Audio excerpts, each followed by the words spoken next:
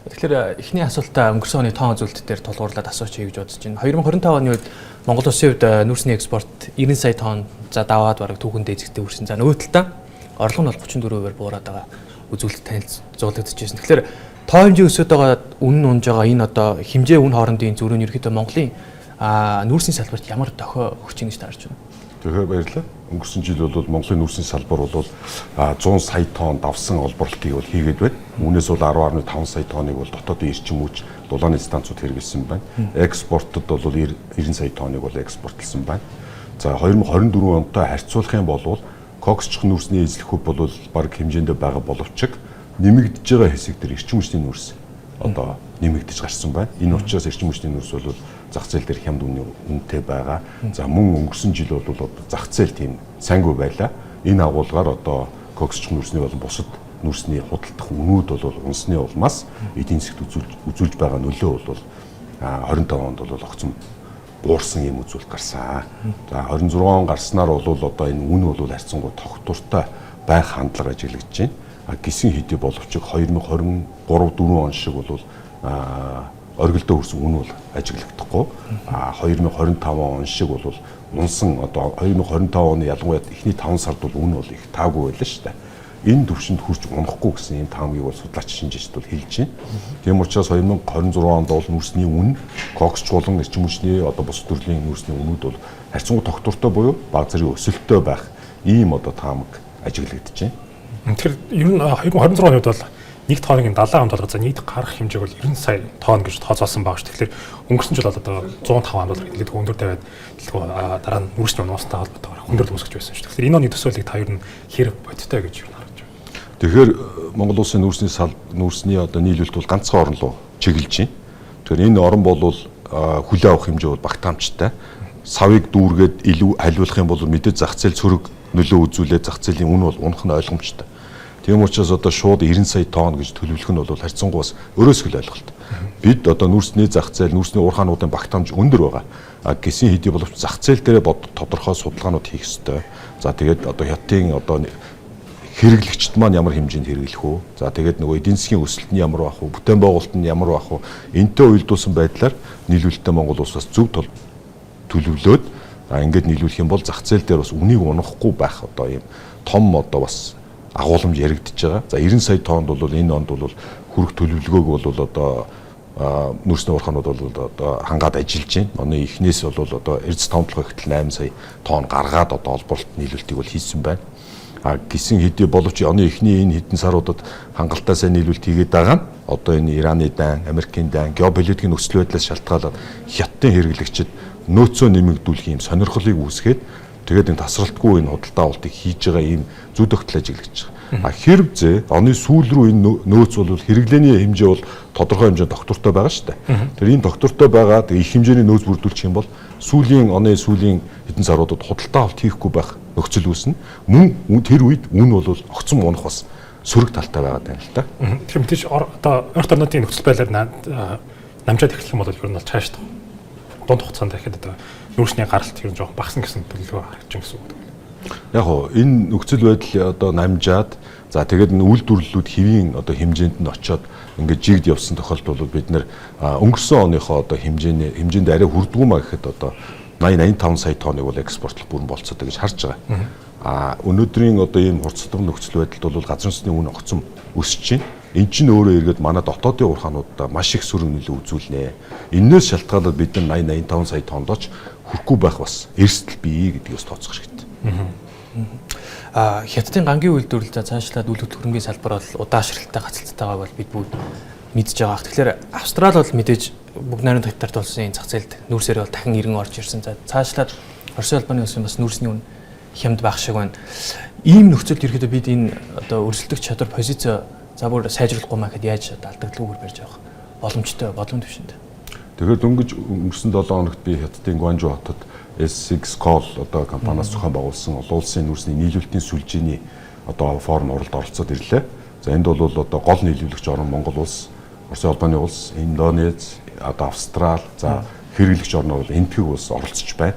Тэгэхээр энэ улсууд бол бүгдээрээ л тодорхой хэмжээний асуудлууд, проблемуудтай байгаа.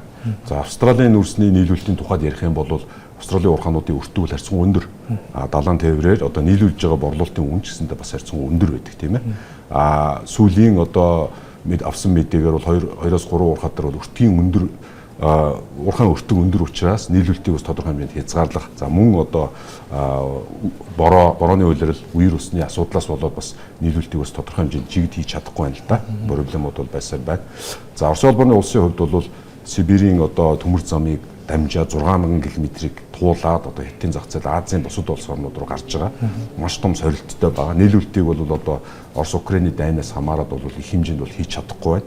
Харьцангуй одоо нийлүүлэлтийн хэмжээгээ бол бууруулсан ийм байдалтай байгаа. За Индонез улс бол өнгөрсөн жил энэ оноос ахуулаад нүүрсний одоо нийлүүлэлтэн дээр код тогтоож штэ. Татврын бодлогоор тодорхой хэмжээний татвар тавина гэдэг маань Хятад улс руу нийлүүлж байгаа эрчим хүчний нүүрсийг тодорхой хэмжээнд хязгаарлаад нийлүүлэлтийн одоо сүлжээнд дутагдал үүсгэх зах зээл дэх үнийг өсгөх юм бодлого барьж байна гэсэн санаа тийм ээ. Монгол улсын хувьд бол бид бол газар зүйн геополитикийн хувьд бол одоо Хятад улсын одоо гол хэрэглэгчтэй ойр байрлалтай мөн одоо энэ зах зээл дээр нийлүүлэх одоо хэмжээ бол бидний одоо тээвэр дэд үтсүүл харьцангуй хямд учраас энэ тэргүүлэх байр суурь бол энэ 26 онд бол алдахгүй хаа гэж бол миний хувьд бол бодож байна. Гэсэн хэдий боловч бид ухаалаг нийлүүлэлтийг хийж зах зээлд когсчих нүрсний одоо өвөр Монголын одоо хил залгаа бүсүүдэд удалдаалж байгаа үнийг бол тодорхой хэмжээнд удирдах бас боломж байна. Ингэх юм бол дотоодын одоо нүрсний манай нүрсний уурхаануудаа ч ашигтай зах зээлээ тодорхой хэмжээнд унгаахгүй байх ийм ач холбогдолтой байх юмаа гэж харж байгаа. Их тусгад бүх ардын төлөөлөгчдийн хурал одоо болоод удаагүй. Тэгэхээр ер нь таны харж байгаа нүүрсний салбарт ер нь бол энэ хурлаар ямар мессеж өгсөн, ямар дохио өгсөн гэж харж байна. Тэгэхээр сая өнгөрсөн 7 өдрийн хурал дээр бол яг Бүгд найрамдах Хятад ард улсын 15 дахь удаагийн 5 жилийн төлөвлөгөөний одоо хүрээнд нүүрсний салбарт одоо тусгагдсан энэ асуудлуудыг бол танилцуулах хийлээ. За мэдээж энэ 5 жилийн төлөвлөгөөнд бол сэргийгдэх эрчим хүчийг илүү төлхөө ашиглалтанд оруулах, за мөн одоо хэмэл оюун болон одоо дэвшилтэд технологи руу бол маш их хэмжээний хөрөнгө оруулалт чиглүүлж байгаа нь бол энэ төлөвлөгөөний танилцуулгаас бол ажиглагдсан. Гэсэн хэдий боловч дэлхийн нүүрсний одоо хэрэглээний оргил үе чинь 2028-29 онд одоо тохиохоор бид бол одоо ингээ ажиглаа сууж байна. Нийлүүлэлтийн одоо хэрэглээ бол одоо улмал жил ирэх тусам 1-2% өсөж байгаа. За энэ хэрэглээг бол Хятад ард улс бол огцон бол бууруулахгүй. Мэдээж энэ тогтвортой хэмжээнд байлгаж байгаа 29 оноос хойш тодорхой хэмжээнд сэргийгдэх эрчим хүчний нийлүүлэлтүүд ихсээд ирсэн тохиолдлууд энэ бол тодорхой хэмжээнд буух юм зүй тогтол байгаа. Гэсэн хэдий болж 2050 он хүртэл бол нүүрсний зах зээл байсаар байна. Энэ тухай бол одоо тэр тус танилцуулгад бол бас дурдсан байна. Огцон одоо бууралт байхгүй гэдгийг бол бас тодорхой хэмжээнд зарлж байна. Зах зээлийг бол тодорхой одоо өнгөрсөн оны одоо үнийн бууралтыг бол иргэн авцрахгүйгээр одоо тогтвортой жигд байлгах ийм үзэл баримтлуудыг бол танилцуулсан байгаа нь бол ажиглагдсан. Гашуун сухад ганц мод бомбын хил албалтын бүтээн байгуулалтын ажил бол яг одоо өрнөж байгааг бол мэдээлж байгаа. Тэгэхээр энэ шинэ коридор ерөөхдөө нүүрсний зардал цаашлаад өрсөлдөх чадварт ер нь ямархуу эрг нөлөөнүүд энэ дээр та нэг хэлрэн мэдээлэл. Мэдээж одоо төсөл бүтээн байгуулагдаад их хэмжээний одоо нийлүүлэлтүүдийг хийх чадамжтай, чадвартай болно гэдэг бол Монгол улсад ашигтай. Яг одоогийн ойрын хугацааны нөхцөл байдлыг аваад үзэх юм бол энэ хил холболтын ажил маань нүүрсний зах зээлийн үнэт сөрөг нөлөө үзүүлж байгаа. Учир юу гэхээр Монголын одоо эрдэс тавталгай компани зарласан нүүрсийг бирж дээрээс одоо $100, $110 худалдаалаад хүргэлт хийх үед бол хэлийн цааталт урт хугацааны гэрээ байгуулсан нөгөө аж ахуйн нэгж маань мөн л эрдэс тавталгайгаас гэрээний хүрээнд авч байгаа шүү дээ нүүрсээ. Тэр нүүрсийг дор хаяж $10 хямд зарах юм тохиолдол үүсэж байна. Инхээр зах зээл дээр нөгөө нэг тавталгай нүүрсний одоо үнийг унгах одоо сөрөг нөлөө нь энэ гэж үзэх юм уу да. Урт хугацааны хэмжээний нийлэлт бол дандаа нөгөө богино хугацааны нийлэлтийн үнийг дарангуулдаг ийм сөрөг талтай. Энэ агуулгаараа бол мэдээ зах зээл дээр бол үнийг доош нь буулгасан ийм сөрөг зүйлс бол ажиглагдаж байна. Гэхдээ урт хугацаанд бол мэдээж Монгол улсын одоо нийлүүлэх чадамжийг өсгсөн, дэд үтсийг сайжруулсан зүг зүйтэй төслөө гэдэг дээр бол санал нэгддэг. Тэгэхээр эцсийн хасныг бас одоо ер нь ойрхон орнуудын нөхцөл байдал холбоотой ер нь бол олон улсын зах зээл нэлээдгүй тодорхой босоод байгаа шүү. Ер нь бол хаашаа цаавж магадгүй хараад Дональд Трампын мэдгэдэл одоо юу байх нь түүнээс шалтгаалаад ер нь зах зээл ер нь дээшил доошоо цаавж байна. Тэгэхээр энэ үүнтэй холбоотойгоор ер нь бол Монгол улс нүүрсний экспортод нэлээдгүй хамааралтай байдаг. Одоогийн мэдээ тань ярьснаар одоо Хятад одоо нөөцөө нэмэгдүүлж байна. Цаана экспорт төр зүрх төр хугацаанд бол нөөцлөх сонирхолтой байх шүү. Тэгэхээр ер нь одоо ярьж байгаа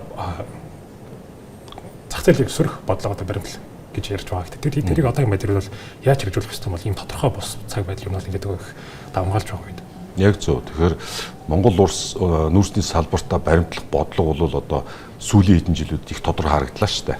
Бид наандаж нүүрсийг угаамаар байна тий. Угаагаад одоо тэр хоосон чулуулаг энэ холцоос нь үнслэг шин чанараас нь салгаж чанарыг арай өндөр түвшинд боловсруулад ингээд зах зээлд нийлүүлэх юм бол наандаж одоо зарж байгаа борлуулж байгаа үнэртэг маань өснө.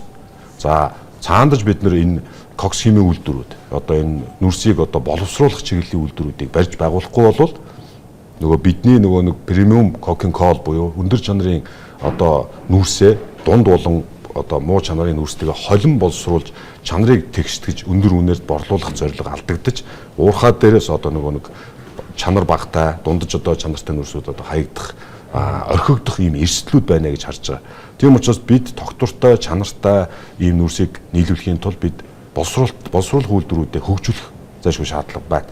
Ингэж бид нэр одоо ирээдүйд одоо 5-10 жилийн дараах үр хөгжийг харж хандах нь бол зөв зүйтэй юм. Тэгээ энэ чиглэлээр л ажиллах нь зөв болов. Богино хугацааны хувьд таны хэлдэг энэ газрын зүсний бүтээгдэхүүнтэй холбоотой энэ үнийн өсөлт бол Монголын нүүрсний уурхаанууд бүгдэнд нь цохилдог нь. Учрыг өгөхөр манай нүүрсний уурхаанууд чинь бүгдээрээ л нөгөө хөдөлгөөн бүрэлдэхүүн нь дизелийн түвшээр ажиллаж байгаа. Өндөр өртөгтэй уурхаан өртөг өндөр болно гэдэг чинь бидний нийлүүлэх одоо нүүрсний одоо өртөг зардалч өсөд ирж байна гэсэн санаа тийм ээ. Инхээр бидэнд нүүрсний уурхаан онцлог бол овор ихтэй маш их хэмжээтэй 1 тонн л одоо 100-110 доллараар зарж штэ. Тэгээд хажууд нь засгийн баяжмал алт бол шал өөр хэмжээстэй байдаг. Тэгээд энэ өртөг шингээж үйлдвэрлэж байгаа бүтээгдэхүүний өртөг өснө гэдэг бол маш их аюултай байдаг тийм ээ. Боловсруулах үйлдвэр дээр танаас асуугаад яг онцлогоор төсөлт нь юу харагдаж байна? Сая сүүлийн мэдээлэлээс харахад Бортег дээр 7 аж ахуйн нэгж бас хөрөнгө оруулах сонирхлоо илэрхийлсэн баг шүү байсан. Яг Бортегийн орд бол ордын нөөцийн хувьд бол харьцангуй 3.1 коксч нүүрс мөн эрчим хүчний нүүрс дийлэнхийн зөвлөлийг эзэлж байгаа. Тэгэхээр мэдээж 7 одоо аж ахуйн нэгж сонирхлоо илэрхийлж оролцож байгаа гэдэг бол маш таатай байна. Тэгээд одоо энэ хэсгийн ордыг бол боловсруулж одоо экспортлохдоо бол боловсруулах үйлдвэрийг заавал барих шаардлага үүснэ. Учрыг юу гэхээр цанхийн зүүн, цанхийн баруун уурхай ордын нөөцтэй харьцуулахад харьцангуй коксч чанар бага. За мөн эрчим хүчний одоо нүүрсүүд илүү зөнхөлдөг учраас би бол тэгж хэлээд байгаа. Тийм учраас энэ илүү боловсруулах саяны чиглэл рүү бас энэ одоо оролцож байгаа аж ахуйн нэгжүүд маань илүү санал өгч те боловсруулах чиглэл рүү ажиллах нь зүйтэй маа л гэж харж байгаа.